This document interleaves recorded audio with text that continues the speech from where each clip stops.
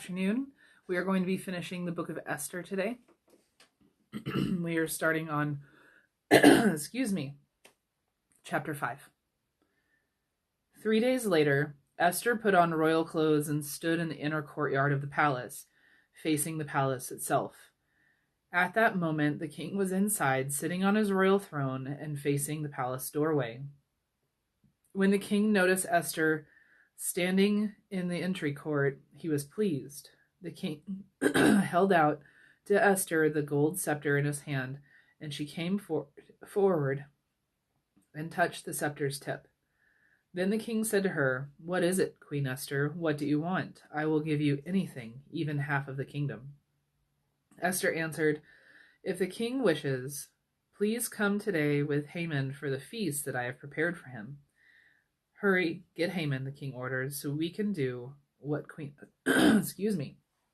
what Esther says." So the king and Haman came to the feast that Esther had prepared. As they sipped wine, the king asked, "Now what is it that you wish? I will give it to you. What do you want?" "I'll do anything, even give you half the kingdom." Esther answered, "This is my wish, and this is what I want. To grant my wish and my desire, I want the king and Haman to come to another feast that I will prepare for them.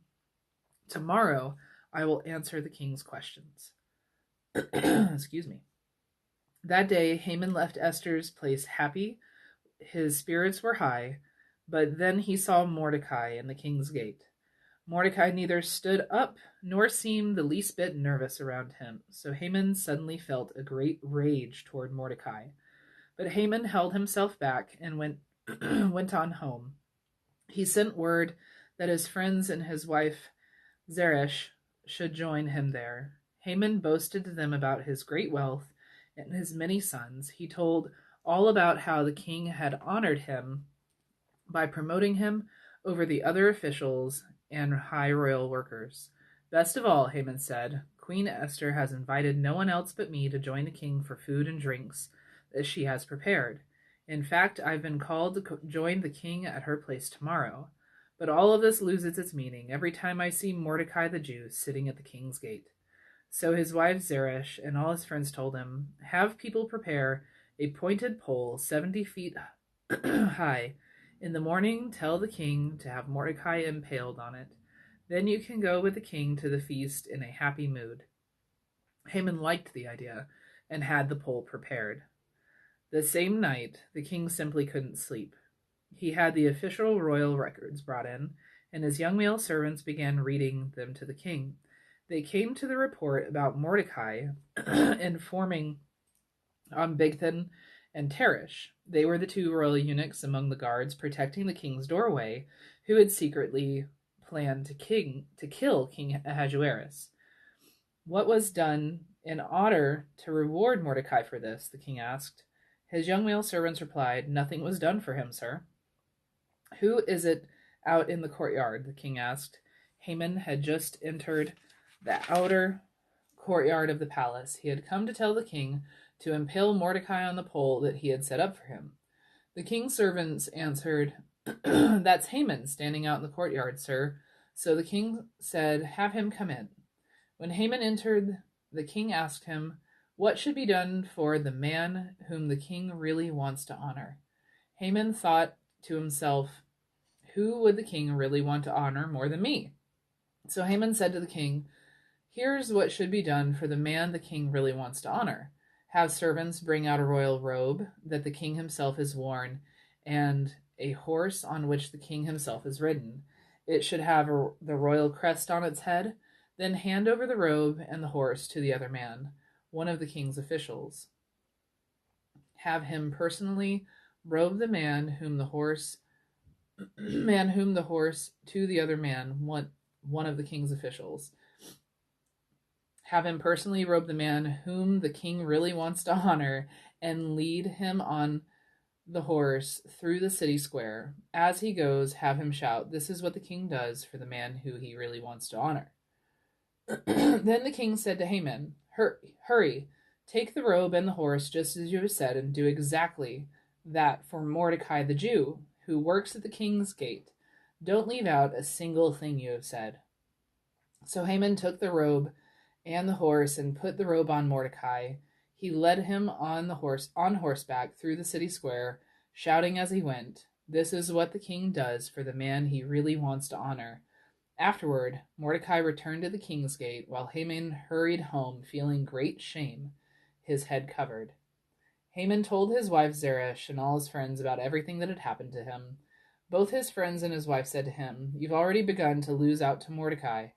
If he is of Jewish birth, you'll not be able to win against him. You are surely going to lose out to him."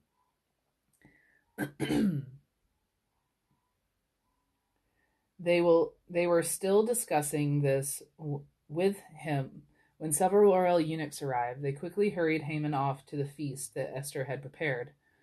When the king and Haman came for the banquet, Queen Esther with Queen Esther, "This is the second day we have met. What is your wish, Queen Esther? I will give it to you. And what do you want? I'll do anything, even give you half the kingdom." Queen Esther answered, if I please the king, and if the king wishes, give me my life. That is my wish. And the lives of my people too. That is my desire. We have been sold, I and my people, to be wiped out, killed, and destroyed. If we simply had been sold as male and female slaves, I would have said nothing. But no enemy can compensate the king for this kind of damage. King Ahasuerus said to Queen Esther, "Who is this person, and where is he? Who would dare do such a thing?" Esther replied, "A man who hates an enemy, this wicked man Haman." Haman was overcome with terror in the presence of the king and queen. Furious, the king got up and left the banquet for the palace garden. But Haman stood up to beg Queen Esther for his life. He saw clearly that the king's mood meant a bad end for him. The king returned from the palace garden to the banquet room just as Haman was kneeling on the couch where Esther was reclining. "Will you even molest the queen while I am in this house?" the king said. The words had barely left the king's mouth before covering Haman's face with dread. Harbona, one of the eunuchs serving the king, said, "Sir, look, there is a steak that Haman made for Mordecai, the man who spoke up and did something good for the king. It's standing at Haman's house, 75 feet high. Impale him on it," the king ordered. So they impaled Haman on the very pole that he had set up for Mordecai, and the king's anger went away. The same day, King Ahasuerus gave Queen Esther what Haman, the enemy of the Jews, owned. Mordecai himself came before the king because Esther had told the king that he was family to her. The king took off his royal ring, the one he had removed from Haman, and gave it to Mordecai. Esther put Mordecai in charge of what Haman had owned. Esther again spoke before the king. She bowed at his feet, wept, and begged him to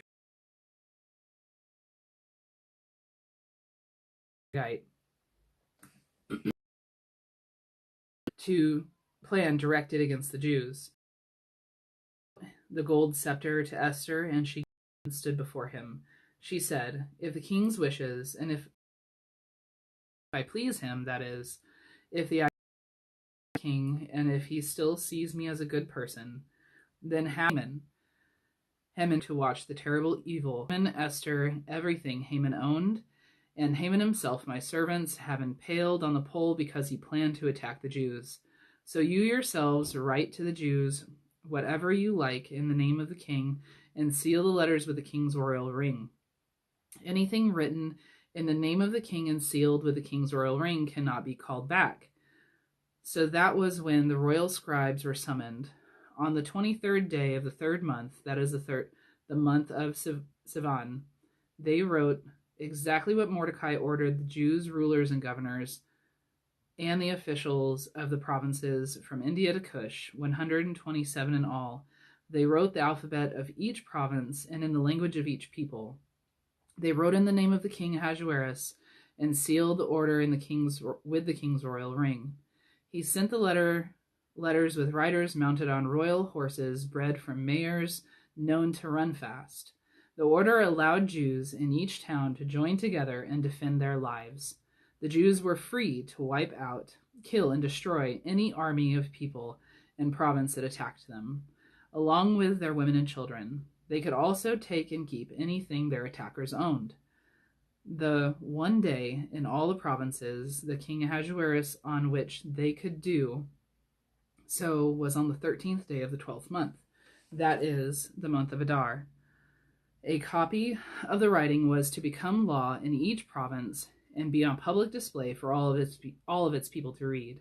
The Jews were to be ready on this day to get back at their enemies. The riders, mounted on the royal horses, left Susa, spurred on by the king's order, and the law also became public in the fortified parts of Susa. Mordecai went out from the king's presence in a blue and white royal robe, wearing a large gold crown and a white and red-purple coat. The city of Susa greeted him with shouts of joy. For the Jews, it was a day of light, happiness, joy, and honor. In every province and in every town, wherever the king's order and his law arrived, for the Jews, it was a day of happiness and joy. For them, it meant feasts and a holiday. Many people in the land became Jews themselves out of fear of the Jews. It was on the 13th day of the 12th month, that is, the month of Adar, that the king's order and his law were to be enforced. On the very day that the enemies of the Jews hoped to overpower them, the tables had turned against them. The Jews overpowered their enemies instead. The Jews joined together in their towns in all the provinces of King Ahasuerus to defend themselves against those who had tried to harm them. No one was able to stand in their way because everyone was afraid of the Jews.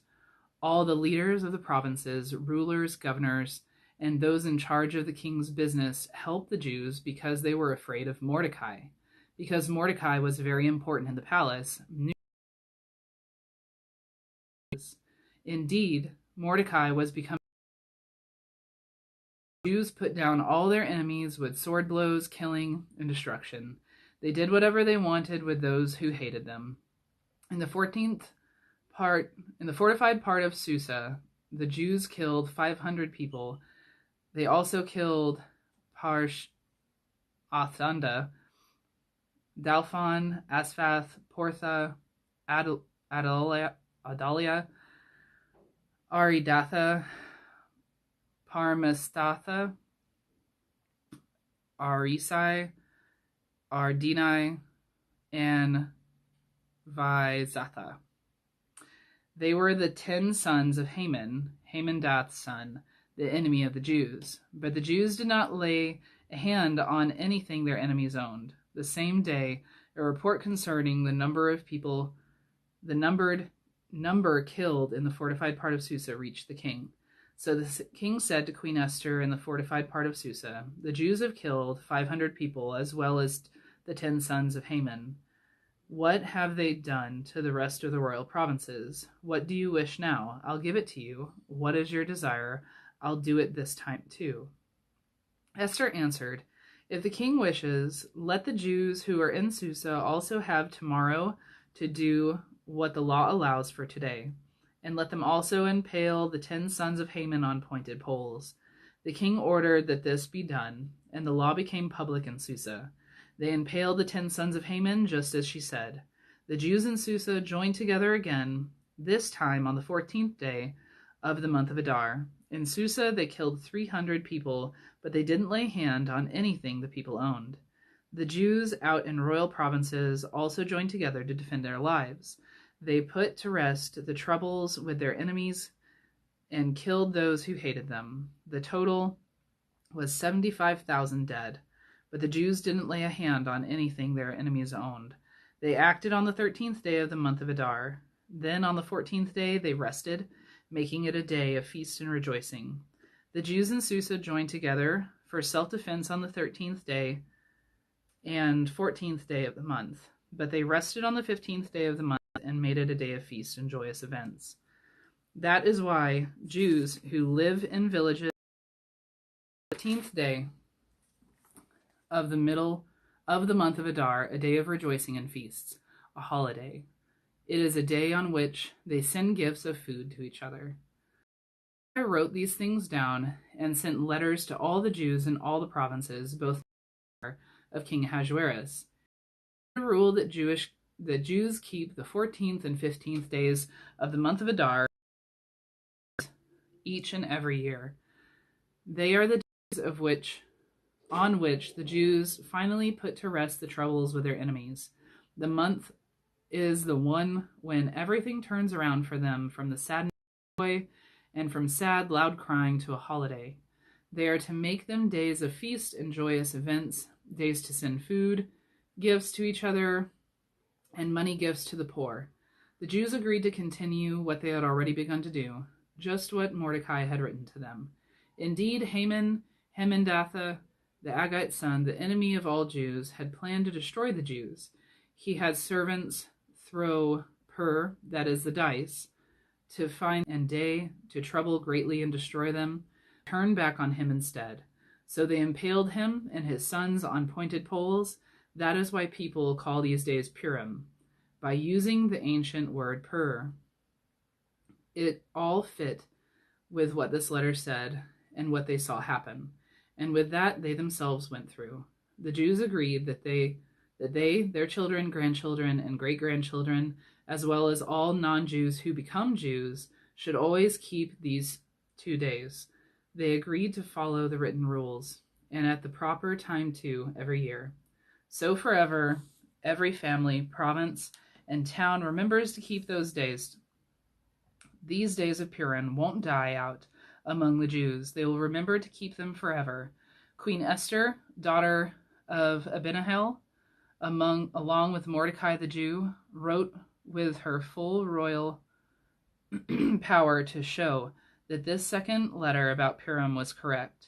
Letters conveying good wishes and words of friendship were sent to all Jews throughout the 127 provinces in the kingdom of Ahasuerus. Their aim was to make sure that the Jews kept these days of Purim at the proper time, following the rule that Mordecai the Jew and Queen Esther had made.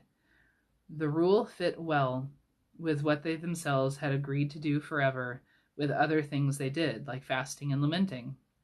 Esther's order made these features of Purim part of the law, so it was written down. King Ahasuerus taxed the entire kingdom, including the islands of the Mediterranean. Now some may want to know all about the king's mighty great deeds. They may also want a full report about how important Mordecai became after the king honored him. They are not written in the official records of the kings of Media and Persia. Certainly Mordecai the Jew was second only to the king Ahasuerus in importance. The Jews also admired him greatly, and his many brothers and sisters were proud of him. He always wanted to do good things for his Jewish people and to speak up for all his family whenever they needed help. Now we are finished with the book of Esther, and the second thought that we have for our second day is that Haman is killed by the very device he intended to kill Mordecai. It's a plot twist that is a commentary on sin. We are undone by how we would undo others. It is a corollary of the golden rule that highlights just deserts. You will have done to you what you would do to others. Have a great evening, and we will be back again to start